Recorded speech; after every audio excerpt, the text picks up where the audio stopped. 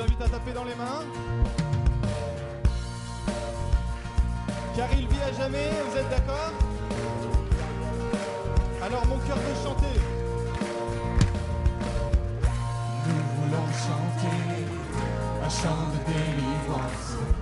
En Dieu nous sommes libres, achetés. Il a terrassé de la mort l'influence, car le tombeau est vide. Regardez, il vit, alléluia. Il vit, gloire et louange à l'agneau. Il vit, alléluia. Il vit, à jamais, amen.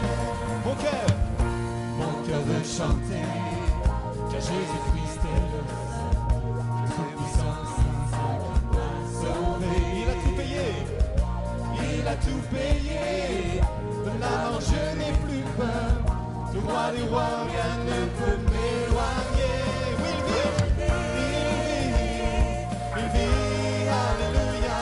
Il vit, gloire et louange à l'agneau.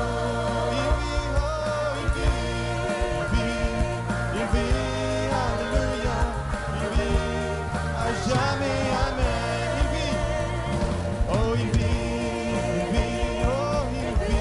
alléluia. Il vit, louange à l'agneau. Il vit, alléluia. Il vit, à jamais, amen. Disons-lui honneur et louange. Honneur et louange, honneur à l'agneau, honneur à celui qui a vaincu le tombeau. Nous voulons danser, nous voulons chanter.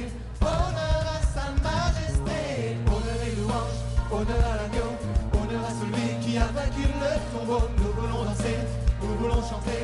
Honneur à sa majesté. Honneur et louange, honneur à l'agneau, honneur à celui qui a vaincu le tombeau. Nous voulons danser, nous voulons chanter. Honneur à sa majesté. Honneur et louange, honneur à l'agneau, honneur à celui qui a vaincu le tombeau. Nous voulons danser, nous voulons chanter. Il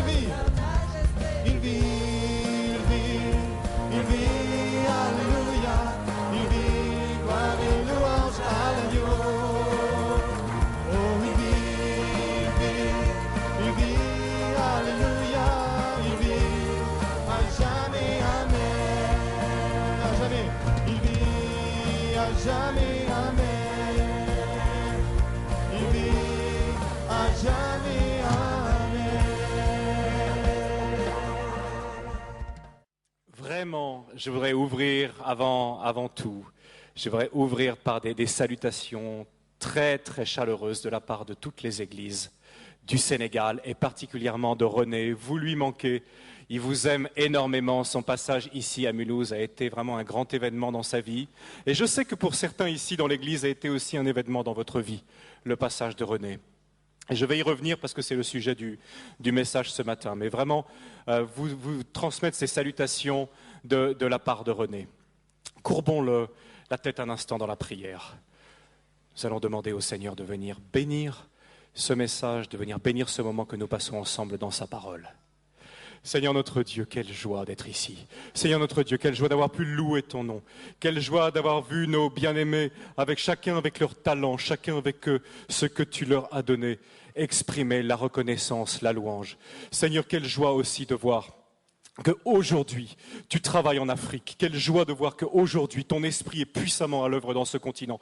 Seigneur, je te remercie pour ce continent. Je te remercie pour l'Afrique. L'Afrique est une guérison pour les nations. L'Afrique fait partie de ton plan prophétique pour le monde, Seigneur. Et l'Afrique est en train de prendre sa place. Et Seigneur, je te remercie pour ça. Je te prie de bénir ce message ce matin. Je te prie que ce message qui va parler de l'Afrique puisse parler au cœur de ceux qui sont ici en Alsace, au cœur de tous ceux qui nous écoutent ce matin par Internet. Merci Seigneur. Merci pour ta présence et ta grâce. Dans le nom précieux de Jésus. Amen. Amen. J'espère que vous allez bien. Ce matin, c'est une joie très particulière de voir Ève qui est là parce qu'on a appris à connaître Ève et de la voir s'engager dans la mission avec humilité, avec joie. Dans un pays comme le Burkina Faso, c'est une joie considérable pour nous. Ce matin aussi, je vais y revenir tout à l'heure, mais il y a quelques amis de l'Afrique qui sont là. Et je voudrais dédier ce message à tous ceux qui nous écoutent du Sénégal et d'autres pays d'Afrique par Internet, simplement pour vous dire que notre famille a une dette de reconnaissance considérable par rapport à l'Afrique, par rapport aux Africains. On vous aime et ce matin, je voudrais vous dire salut à vous qui nous écoutez, particulièrement de l'Afrique. Et ce matin aussi, à tous les Africains, ceux qui sont nés en Afrique, ceux qui ont du sang sénégalais ou africain dans les veines, je voudrais vous saluer. Je voudrais vous saluer, soyez bénis. Est-ce que vous pouvez avoir une clameur de l'Afrique? Soyez bénis.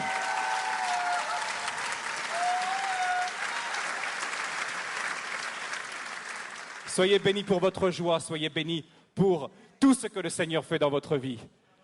Vous savez, hier d'être là au téléphone avec René et d'entendre une bonne nouvelle après l'autre qui venait du Sénégal, ça réchauffait mon cœur. Claude Schmerber, le fondateur de la mission au Sénégal, était là à côté de moi. On entendait sur Skype, on entendait René nous donner une bonne nouvelle après l'autre. Et je voulais partager certaines, avant de commencer le message, certaines de ces bonnes nouvelles avec vous. Et d'abord vous dire un grand merci. Vous avez participé, vous savez qu'il y avait presque la famine au Sénégal cette année. Les gens ont manqué de tout parce que la dernière saison des pluies était tellement mauvaise et les gens étaient dans la disette. Et l'église à Mulhouse a participé. Et au travers de l'opération 1000, plus de 200 familles du Sénégal ont pu manger pendant un mois dans la plus mauvaise période, la plus difficile, celle qu'on appelle la période de soudure, parce que le grenier qui était rempli des récoltes de l'année précédente est vide et les récoltes nouvelles ne sont toujours pas arrivées. Il n'y a rien et l'église de Mulhouse a participé. 135 familles de l'église et 70 familles pauvres, pas forcément de l'église mais qui étaient dans l'entourage des églises, ont bénéficié de cette opération 1000. Et je voudrais que vous vous applaudissiez en mon nom. Je vous applaudis, je vous remercie beaucoup pour ça.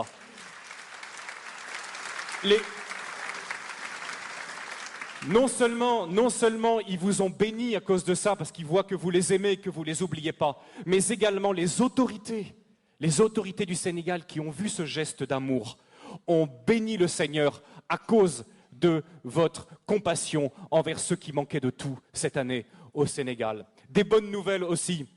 Vous savez que René voudrait vous remercier pour tous ceux qui ont continué à prier pour l'Église, pour lui, au travers des périodes difficiles. Beaucoup connaissent la période difficile qui vient de s'achever. Il y a eu une division, ça n'a pas été simple, mais il y a beaucoup de gens qui sont revenus à l'Église. Aujourd'hui, René me disait hier, plus de la moitié des gens sont revenus à l'Église. Et il y a eu quelque chose que je crois que René aimerait bien partager avec vous ce matin, une histoire magnifique qui s'est passée il y a pas longtemps. Il y a tout un groupe de personnes qui est revenu à l'Église après la division. Et quand ils sont revenus, il y a eu un culte de joie, évidemment, il y avait une grande joie. Et à la fin du culte, René les a pris et devant l'église, vous savez, quand il y a un moment comme ça, quand vous revenez à la maison, j'aimerais bien pouvoir vous offrir à manger, à tous, organiser un grand repas. Et à ce moment-là, il y a une femme qui s'est levée dans l'église et qui a dit, mais c'est pas possible. Hier soir, le Seigneur m'a dit de préparer un grand repas pour toute l'église. Tout est dans ma voiture. Et ils ont fait un grand repas, tout le monde s'est réjoui du retour des bien-aimés. C'était un signe de l'approbation, de l'amour de Dieu, quelque chose de magnifique. Et toute l'Église s'est réjouie. On a eu justement dans la cellule de Nianing récemment, une femme qui a été délivrée de plusieurs puissances démoniaques et qui aujourd'hui rend témoignage de la force et de la guérison totale que Dieu peut donner. Quelque chose de magnifique qui s'est passé là-bas. Aussi dans le village Andianda, il y a des évangélisations. Vous savez, l'Église non seulement grandit, mais l'Église se fortifie de plus en plus dans le Seigneur. Et moi, hier soir, et je sais que vous, aujourd'hui, vous avez beaucoup de joie à entendre ça. Parce que vous êtes une Église, nous sommes une Église, ici à Mulhouse, qui sommes encore une bénédiction pour l'Afrique. Et ce matin, le message que Dieu m'a mis à cœur, c'est un message peut-être que certains n'ont jamais entendu, mais je le trouve très approprié, non seulement à notre présence ici, mais surtout au départ de Ève, et aussi à la présence, et je le dirai tout à l'heure encore, de quelques amis de l'Afrique qui sont dans cette salle. Je voudrais vous parler du plan de Dieu pour l'Afrique. Et tout de suite, on va ouvrir un passage dans 1 Corinthiens 1, qui est un passage que j'aime beaucoup, et qui va nous servir de soubassement au message de ce matin. 1 Corinthiens 1, je lis au verset 26. 1 Corinthiens 1. Considérez donc, frères, votre situation. Qui êtes-vous, vous que Dieu a appelé à lui? On ne trouve parmi vous que peu de sages selon les critères humains, peu de personnalités influentes, peu de membres de la haute société. Non, Dieu a choisi ce que le monde considère comme une folie pour confondre les sages. Il a choisi ce qui est faible pour couvrir de honte les puissants. Dieu a porté son choix sur ce qui n'a aucune noblesse et que le monde méprise, sur ce qui est considéré comme insignifiant pour réduire à néant ce que le monde estime important. Ainsi, aucune créature ne pourra se glorifier devant Dieu. Amen. La Bible parle de l'Afrique. La Bible parle énormément de l'Afrique et je sais que cette déclaration ce matin va sembler assez étrange parce que souvent nous oublions que la Bible parle de l'Afrique. Nous sommes tentés de l'oublier, d'autant plus que les médias actuels ne portent leur attention sur l'Afrique que pour donner des mauvaises nouvelles. Souvent, l'Afrique, c'est le continent oublié. Il est oublié dans les négociations de l'Organisation mondiale du commerce. Il est oublié lors des grandes alliances stratégiques. Lorsque les puissants de la Terre se réunissent, très très souvent, on ne parle de l'Afrique que pour couvrir ses dettes ou pour venir à son aide. Mais ce n'est absolument pas, frères et sœurs, le message ni l'image que la parole de Dieu nous donne de l'Afrique, ni de la vision de Dieu pour ce continent. Et ce matin, en quelques minutes, je vois déjà la petite horloge là qui égrène ses secondes, mais en quelques minutes, je voudrais vous brosser rapidement un tableau de ce que la Bible dit de l'Afrique. Ça me semble très très important parce que nous sommes une église qui sommes de plus en plus engagés en Afrique. Et j'aimerais bien que ce matin, il puisse y avoir une ouverture et une compréhension de la part de l'église, que ça fait longtemps en réalité que Dieu parle de l'Afrique et que l'Afrique a toute sa place et une place prophétique extrêmement importante dans le plan divin pour l'humanité. Récemment, à titre d'exemple, j'étais aux États-Unis et je parlais sur ce sujet avec un petit groupe de personnes qui semblaient ignorer complètement que l'Afrique se trouvait dans la Bible. Et je leur demande comme ça, je leur dis, mais est-ce que vous savez où se trouvait le jardin d'Éden, par exemple? Alors, il y a les Américains qui lèvent le doigt et disent, oui, il y avait le Tigre, le fleuve, l'Euphrate aussi. Le jardin d'Éden se trouvait en Irak. Hein, aujourd'hui, beaucoup de gens pensent que le jardin d'Éden se trouve en Irak. Je me suis retenu d'ailleurs de leur demander quelle impression ça faisait de bombarder le jardin d'Éden. Mais je leur ai dit au lieu de ça, mais vous savez, on oublie toujours quelque chose. Regardez ensemble rapidement, parce que c'est quand même beau. Pour voir que, quand même, on oublie, mais le plan de Dieu pour l'Afrique est très tôt. Regardez dans Genèse chapitre 2 avec moi. Regardez la description du jardin d'Éden. Le jardin d'Éden, il y avait 4 fleuves qui sortaient. Qui étaient ces fleuves et où étaient-ils? Du pays d'Éden, chapitre 2, Genèse, chapitre 2, verset 10. Du pays d'Éden sortait un fleuve qui arrosait le jardin, et de là, il se divisait en 4 bras. Le premier, c'est le Pishon. Il contourne tout le pays de Havila, au sol gorgé d'or et excellente qualité. Le deuxième fleuve s'appelait Gihon. Il parcourt toute l'Éthiopie, ou dans certaines versions, le pays de Couche. Et le troisième fleuve, c'est celui qui coule à l'orient de la Syrie, c'est le Tigre. Et le 4e fleuve, c'est l'Euphrate. Regardez, la Mésopotamie, l'Irak, le pays de Havila, qui est probablement vers la Somalie, et tout le pays de l'Éthiopie. Le jardin d'Éden, ce n'était pas le jardin qui est derrière la cour de la maison. Hein. Le jardin d'Éden, c'est un jardin immense qui couvrait plusieurs pays, dont l'Éthiopie. Quels sont les noms qu'on donne à l'Afrique dans la Bible? Les noms qu'on donne à l'Afrique, ce sont Couche, qui veut dire Éthiopie, Mitzraïm, qui veut dire l'Égypte, et Puth, qui veut dire la Libye actuelle, la Cyrénaïque. Au temps biblique, et jusqu'à une époque, jusqu'à peu près au 4-5e siècle après Jésus-Christ, ces 3 régions qui couvraient toute l'Égypte, la Libye, le Soudan, l'Éthiopie, toute la corne de l'Afrique, regroupait probablement 80% de toute la population du continent qui était très peu peuplée. Donc toute l'Afrique presque se retrouvait à Couche, Mitzraïm ou Pouth. Et, à la surprise générale pour certains, c'était des pays noirs. À l'époque, c'était des pays noirs. Vous savez, souvent, quand on pense à l'Égypte, on ne pense pas à l'Égypte comme un pays noir, n'est-ce pas? Hein, on a eu même, quand on est dans les années 50, 60, les péplums sur l'Égypte. Comment elle est, Cléopâtre? C'est Elizabeth Taylor, elle est toute blanche. Mais la réalité, c'est complètement différent. Toutes les recherches historiques ont montré qu'à l'époque de Moïse, ont montré qu'à l'époque biblique, l'Afrique était un pays noir. Et d'ailleurs, il suffit de regarder les hiéroglyphes aujourd'hui pour voir toutes ces femmes égyptiennes avec les cheveux tressés qui ressemblent à s'y méprendre aux Peuls du Sénégal. Des recherches ont montré que les Peuls du Sénégal, pour ceux qui les connaissent, sont parmi les descendants les plus directs des Égyptiens. Les travaux, entre autres, du professeur Cheranta Diop et d'autres ont montré que l'Égypte était un pays noir, que l'Éthiopie était un pays noir et que la Libye était un pays noir. On l'appelait la Cyrénaïque, avec la ville de Cyrène, ou la Tripolitaine. C'est un pays noir. Depuis le début, depuis la Genèse, l'Afrique est là dans le plan de Dieu. Et quand je demandais à ces Américains quelle était l'Africain le plus connu de la Bible, ils avaient beaucoup de mal à me répondre. Un Africain? Un Africain dans la Bible? L'Africain le plus connu.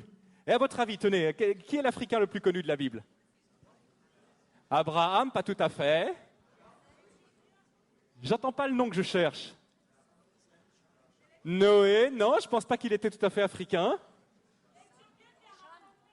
Adam, et si Adam était dans le jardin d'Éden, il était forcément un peu africain. Bon point pour toi, ma sœur.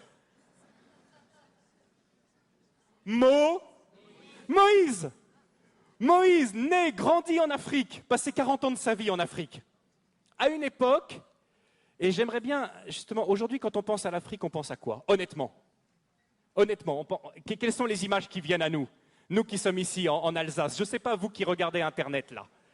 Mais on pense à des guerres, on pense à des catastrophes, on pense à des famines, on pense à des ennuis sociaux. Voilà les premières images qui nous viennent lorsqu'on pense à l'Afrique.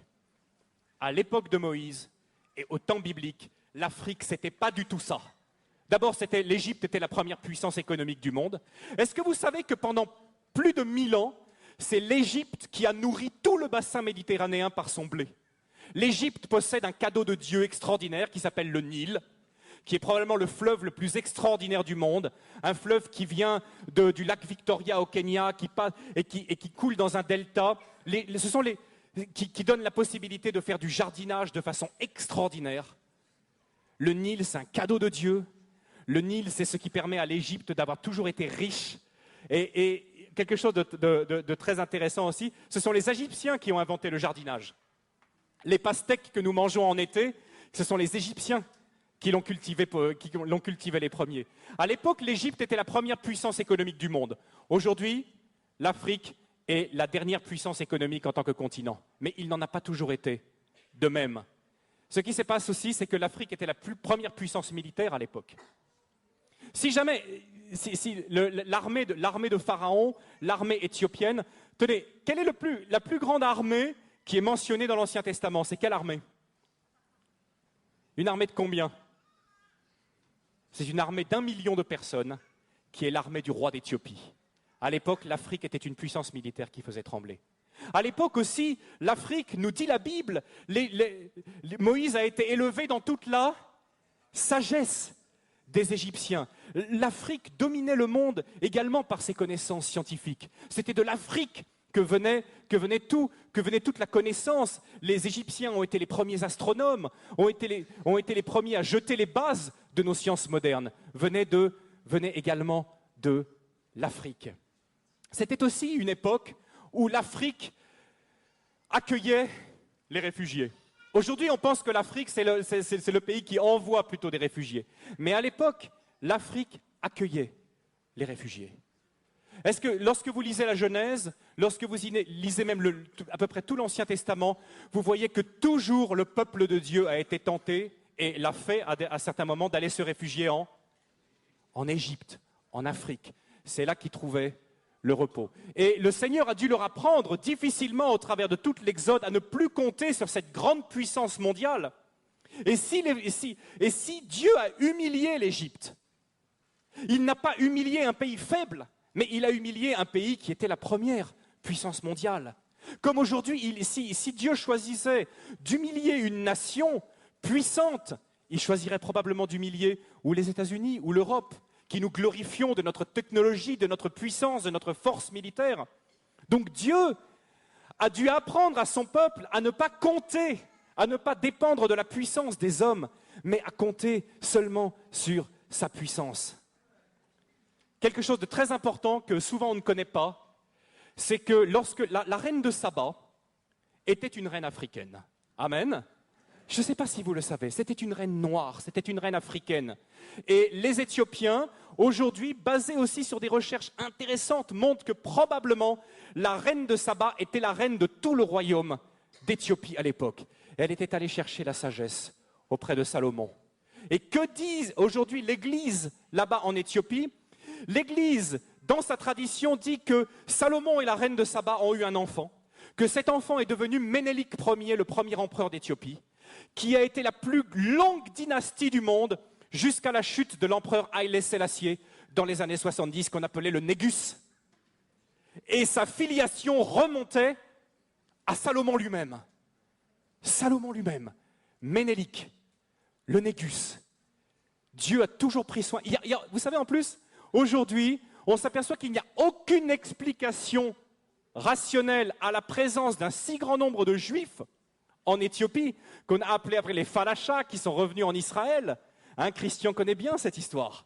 Il n'y a pas d'autre explication que le fait que, depuis les temps de l'Antiquité, les Juifs étaient présents en Éthiopie, et c'est probablement la reine de Saba qui a ramené la connaissance du Dieu jusqu'au fond de l'Afrique, et qui l'a gardé aujourd'hui. Aujourd'hui, l'Éthiopie est une nation profondément chrétienne, encore aujourd'hui, où d'ailleurs il y a un énorme réveil de l'esprit en ce moment dans les églises traditionnelles en Éthiopie.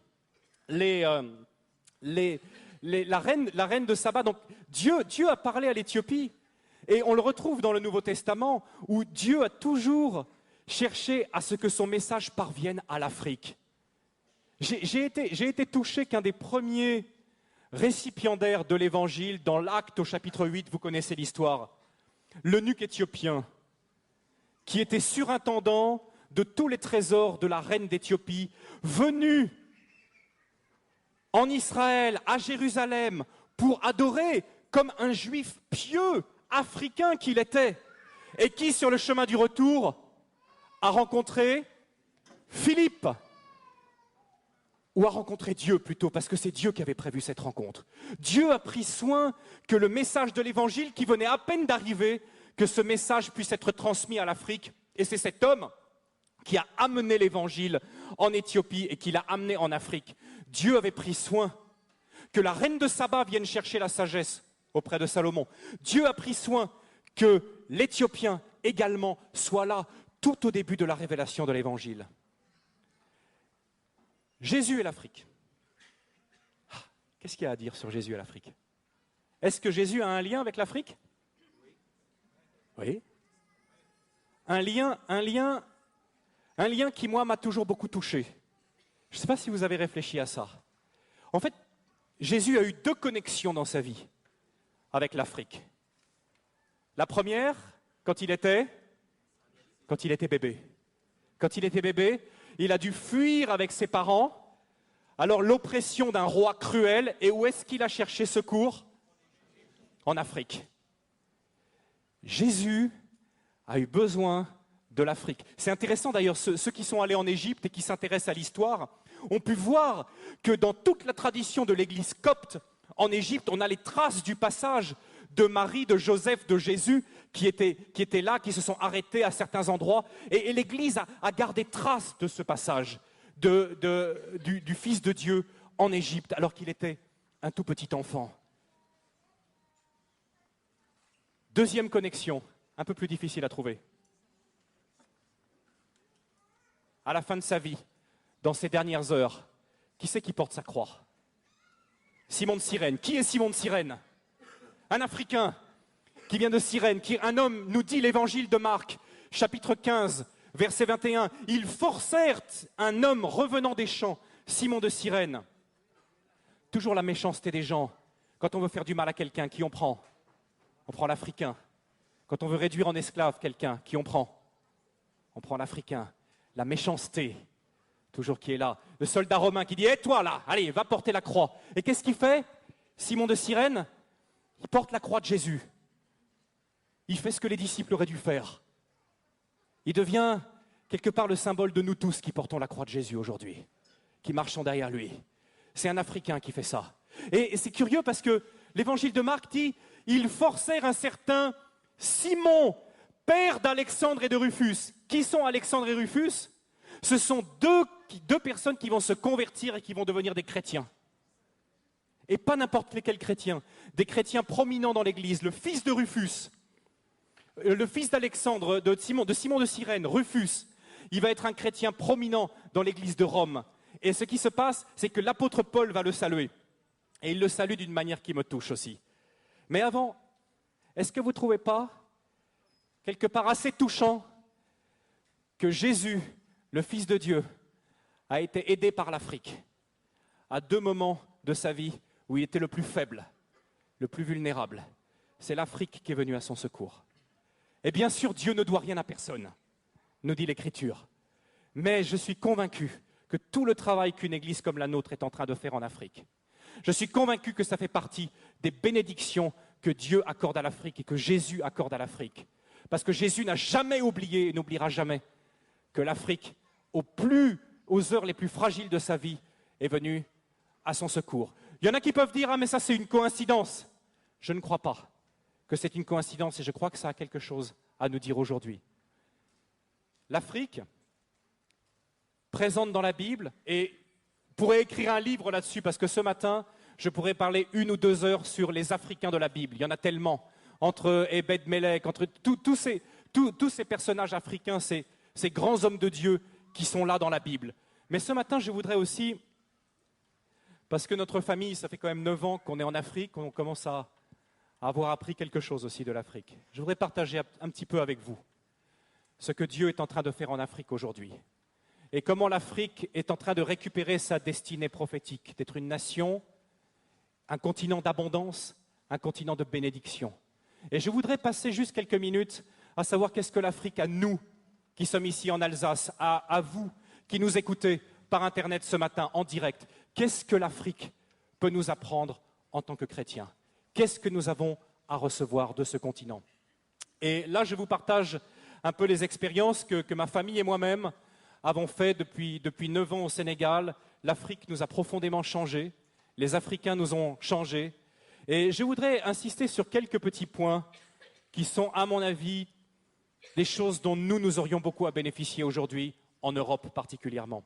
La première chose, c'est quand je vois l'Afrique, quand je vois les églises, les Africains, c'est que vraiment, la grande différence entre l'Afrique et nous, c'est que l'Afrique et les Africains sont concentrés et se focalisent sur les personnes, alors que nous nous focalisons sur les choses.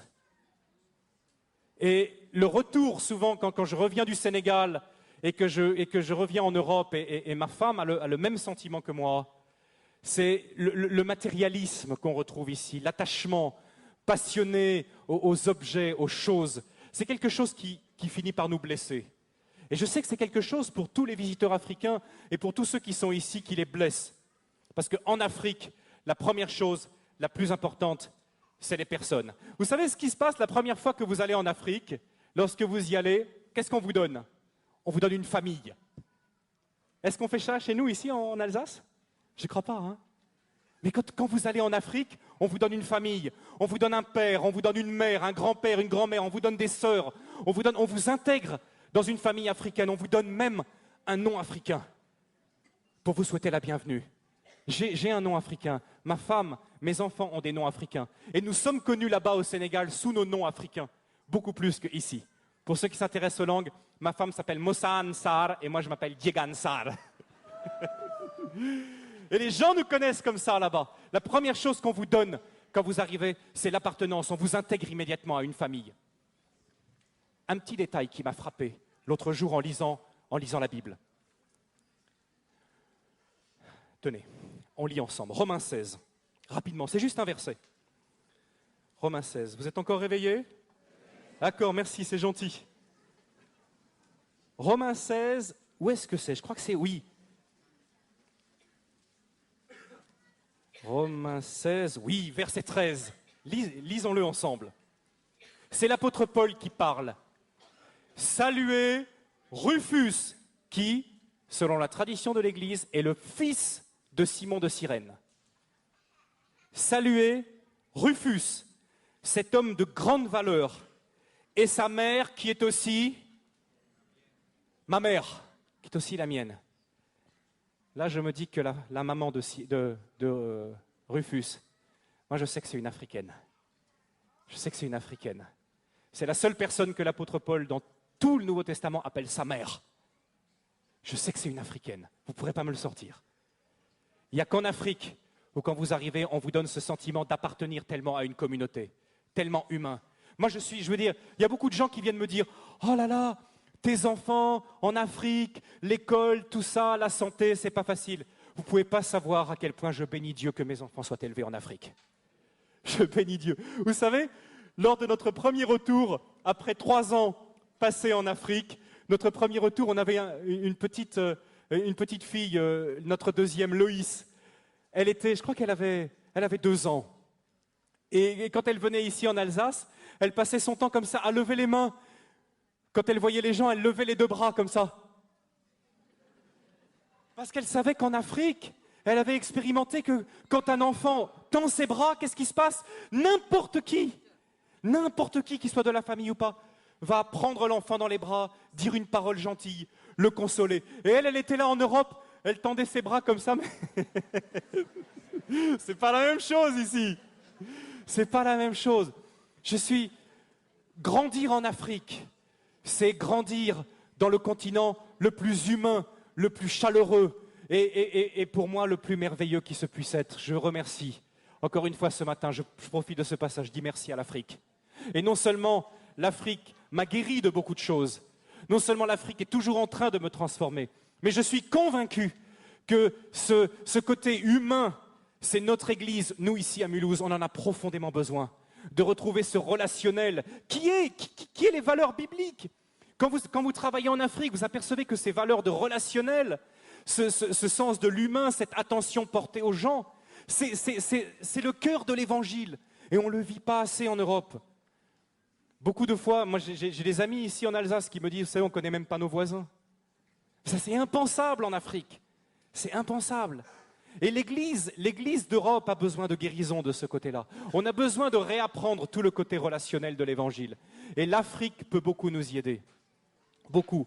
Je demande à l'Église ce matin solennellement de considérer les paroles que je suis en train de lui dire. Au milieu de nous, il y a beaucoup d'Africains qui sont là ce matin. Et je peux vous assurer, et je crois que je parle de la part du Seigneur, que ces Africains qui sont au milieu de nous sont là, appelés, amenés par le Seigneur pour nous guérir de beaucoup de choses, et particulièrement de notre matérialisme et de notre attachement aux choses. Je parle solennellement ce matin, mes bien-aimés. Je voudrais que vous fassiez attention. Rapprochez-vous des frères et sœurs africains qui sont au pied de nous. Je parle aussi de ceux qui sont d'origine des Antilles, de ceux qui ont grandi en France, mais qui ont le sang de l'Afrique en eux. Ils sont une bénédiction et une grande source de guérison pour l'Église. Je voudrais saluer aussi ce matin tous les couples mixtes qui sont de l'Église. Je ne peux pas les saluer individuellement par leur nom, mais je vous dis de la part du Seigneur, vous êtes aussi une guérison ici pour notre Église. Vous êtes une guérison de la part de Dieu. Souvent, l'Africain, c'est quelqu'un qui ne va pas chercher à se mettre en avant, mais il ne va pas chercher à imposer ce qu'il est et ce qu'il croit. Mais je peux vous dire que si vous prenez par la main ceux qui sont vos voisins, et vous allez beaucoup apprendre d'eux. L'Afrique est le continent le plus humain du monde. C'est aussi un continent, dire les Africains, ce qui nous a surpris toujours, c'est à quel point ils considèrent que le temps appartient à Dieu, alors que nous, le temps appartient à nos montres. Nous sommes toujours pressés. Tu te souviens, Claude, hier, on était au téléphone avec Diokel. Et même moi, j'ai fait 9 ans d'Afrique. Je lui dis, « Hey, Dioc, Donne-moi rapidement, là, quelques nouvelles de l'église, parce que demain, je vais saluer l'église. » Et je sentais, quoi? Rapidement? Encore pressé, toujours pressé, les toubabs. Et moi, j'ai honte, j'avais honte, il avait parfaitement raison. On est toujours tellement pressé. La montre, toujours, le temps, les choses à faire, etc. En Afrique, ce n'est pas du tout la même chose.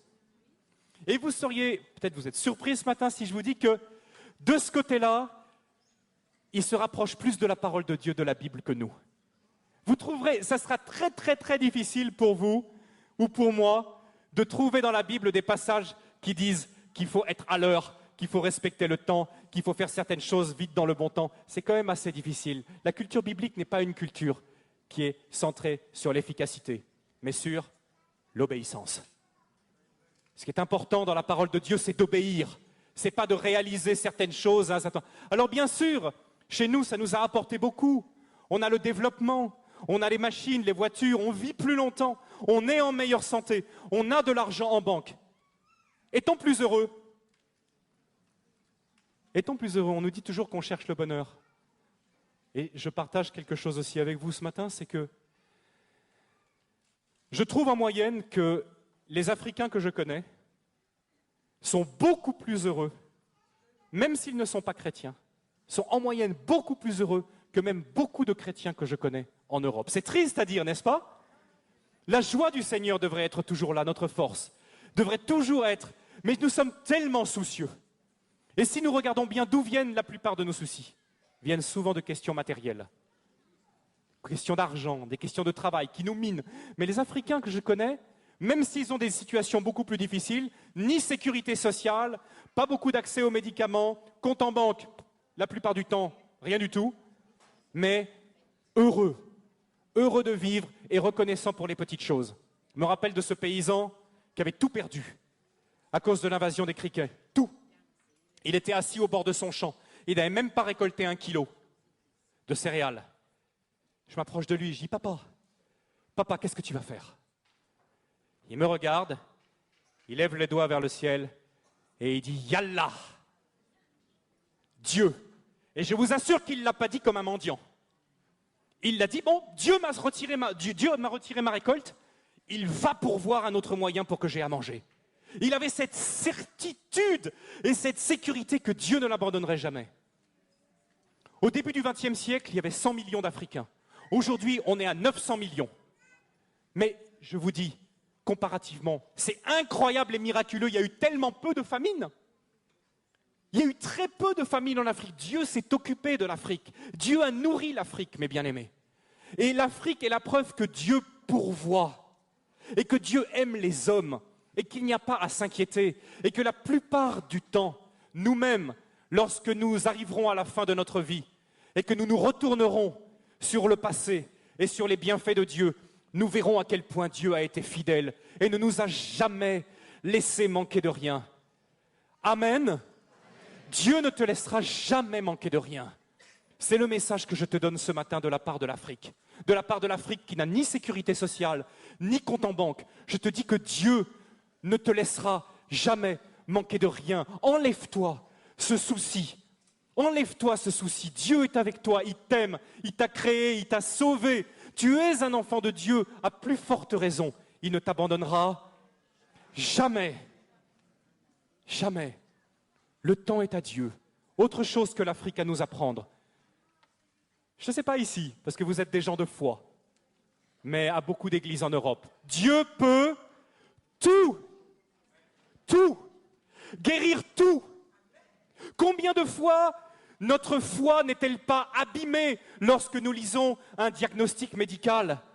Combien de fois est-ce que notre rationalisme, combien de fois est-ce que notre confiance que nous avons à la médecine ne ruine pas notre foi lorsque nous lisons des mots comme cancer, lorsque nous lisons des mots comme sida, et tout de suite notre foi est par terre? Parce que nous pensons pour la plupart que Dieu peut peut-être guérir les petites choses, mais ça, non. Mais je me réjouis que je prêche ce matin dans une église qui a connu des guérisons de cancer, qui a connu des guérisons de toutes sortes de maladies, incurables aux yeux des hommes, que ce soit des maladies psychiques, des maladies physiques. Mais l'Africain, lui, celui que je connais, le chrétien africain, a une foi en Dieu beaucoup plus immédiate et beaucoup plus simple. Dieu peut tout. Autre message que je vous donne ce matin de la part d'Afrique, quel que soit ce dont tu souffres ce matin, ne regarde pas ce que les médecins disent, ne sois pas terrorisé par le pronostic qu'ont fait les médecins, parce que Dieu est au-dessus de cela. Amen. Dieu est au-dessus de cela. Dieu peut tout guérir. On voit des frères et sœurs qui viennent, ils se plaignent d'un mal de tête, mais en fait c'est un cancer. Mais Dieu les guérit comme ça, parce qu'ils n'ont pas l'incrédulité. L'incrédulité est une terrible barrière entre nous et l'exaucement. Et souvent les Africains n'en souffrent pas, parce qu'ils savent au fond d'eux-mêmes que Dieu est capable de tout. Une autre bénédiction de l'Afrique. Dieu peut tout. Dans notre ministère, nous avons connu 2 résurrections. 2 résurrections. Jésus lui-même avait de la peine à faire des miracles à des endroits où il y avait de l'incrédulité. Et je crois que nous avons beaucoup à faire pour retirer l'incrédulité de notre cœur qui est souvent là, bien accroché. Mais en Afrique, on a eu beaucoup moins ce problème parce que l'Africain fait confiance à la puissance de Dieu. J'aurais beaucoup à dire encore. Je vois vraiment cette horloge. La joie. L'Afrique a un cadeau de joie à nous faire, un cadeau de louange. Est-ce que vous savez que la louange merveilleuse que nous avons vécue ce matin, louange pleine de joie, pleine de ferveur, avec de la musique, avec du rythme, avec une alternance de moments rythmés et de moments plus méditatifs, cette louange, est-ce que vous savez à quel point elle doit à l'Afrique? Elle doit énormément à l'Afrique. Parce qu'en effet, ce sont les descendants d'Africains aux États-Unis, anciens esclaves, qui par leur musique, par le jazz, par le gospel, plus tard par la soul, par le blues, plus tard par le rock, c'est eux qui ont profondément renouvelé toute la musique occidentale. Nous, aujourd'hui, dans nos églises, on est au bénéfice de l'Afrique et de ce don que Dieu a fait à l'Afrique pour célébrer son nom. L'Afrique a un don de louange extraordinaire. Ceux qui n'ont jamais été dans une église africaine, vous ne pouvez pas savoir ce que c'est que d'entrer et de vous mettre tout de suite, de laisser vos soucis à la porte et de nous mettre à danser et à nous réjouir devant le Seigneur. C'est quelque chose, une expérience extraordinaire. Ah, nous en Europe, on est, quand dans les versets on dit maintenant c'est le moment de danser, de chanter. Mais pas l'Afrique. L'Afrique a le don de la joie, quelles que soient les circonstances. Et ce don, il nous le partage et il continue à nous le partager encore aujourd'hui. L'amour de Dieu pour l'Afrique est un amour considérable. Aujourd'hui, l'Église en Afrique, c'est presque 400 millions de personnes. Énormément de chrétiens charismatiques, parce que l'Africain aussi, il croit, il connaît le monde spirituel avant même de donner son cœur à Jésus. L'Africain connaît le monde spirituel. Et souvent, il le connaît du mauvais côté. Mais quand il découvre le Seigneur, il prend aussi la puissance spirituelle qui est du bon côté, qui est du côté du Seigneur, et il l'utilise. Et il l'utilise pour guérir les malades. Et il l'utilise pour résoudre les problèmes. Le monde spirituel. Aujourd'hui, pour la plupart d'entre nous, le monde spirituel est peut-être une réalité secondaire. Pour l'Africain, c'est une réalité primordiale. Elle est là. Le monde spirituel nous entoure. Et bien sûr, dans tous les points que j'ai partagés avec vous, il y a des côtés négatifs. Le fait d'être peut-être pas tout à fait assez efficace parfois, le fait de pas considérer assez le temps, parfois c'est quelque chose qui nous agace, ceux qui sont été en Afrique, n'est-ce pas? Mais le côté négatif, je ne vais pas du tout vous en parler ce matin. Parce que le côté négatif, on y pense nous-mêmes tout seuls. On n'a pas besoin de nous prêcher là-dessus. Mais je voudrais vous dire à quel point nous, l'Église ici à Mulhouse, on serait d'autant plus bénis qu'on écoute la guérison que veut nous apporter l'Afrique. Je voudrais juste, maintenant c'est fini, je voudrais que ce matin, j'ai eu une joie énorme de voir quelqu'un parmi nous qui est un très grand ami de l'Afrique et je voudrais lui demander de se lever. André Vin, qu'est-ce que tu peux te lever s'il te plaît? Regardez, où est-ce que tu es? André, le directeur de la WEC en France. Nous nous sommes connus au Sénégal, il était le directeur de la WEC au Sénégal. Et tu ne peux pas savoir, André, la joie que tu me fais d'être aujourd'hui ici. La WEC est l'une des missions qui a le plus envoyé de missionnaires en Afrique. Aujourd'hui encore, vous savez qu'ils sont tout à côté? À Ilzac, ils ont la WEC France juste à côté. Et ils ont envoyé tellement des centaines, des milliers de missionnaires en Afrique. C'est l'une des organisations missionnaires qui a le plus béni l'Afrique. André, mon frère, tu ne peux pas savoir la joie que j'ai de te voir aujourd'hui. Sois béni, accueillez de tels hommes. Je voudrais demander de l'applaudir. Applaudissez André. Mon frère, que le Seigneur bénisse la WEC, qui continue à envoyer beaucoup de missionnaires. Aimons l'Afrique, prions pour le Sénégal. Nous avons maintenant, avec Ève, nous avons encore un champ missionnaire qui s'ouvre, une collaboration avec les églises du Burkina Faso. À chaque fois que le pasteur Mamadou Karambiri vient ici, je sais que c'est une immense bénédiction pour l'Église, et c'est une bénédiction qui nous vient là encore de l'Afrique. Recevons, mes bien-aimés, de l'Afrique, apprenons de l'Afrique, aimons l'Afrique. Vous savez, nous les Français, qu'on le veuille ou non, nous sommes énormément liés à ce continent. Et je voudrais vous demander de nous garder dans la prière, l'œuvre de Dieu au Sénégal, l'œuvre de Dieu en Algérie qui progresse malgré les difficultés, l'œuvre de Dieu au Burkina Faso et, je le dis, dans tous les champs missionnaires où Dieu va encore nous envoyer dans ce continent, parce que la vision que nous avons reçue un jour à Mulhouse d'une courge qui étend ses fruits, qui étend dans toutes les nations de la terre, n'a pas fini d'être réalisée. Et il y aura encore des pays africains où cette Église va travailler. Que le Seigneur vous bénisse richement. L'Afrique vous aime. Aimez l'Afrique. Amen.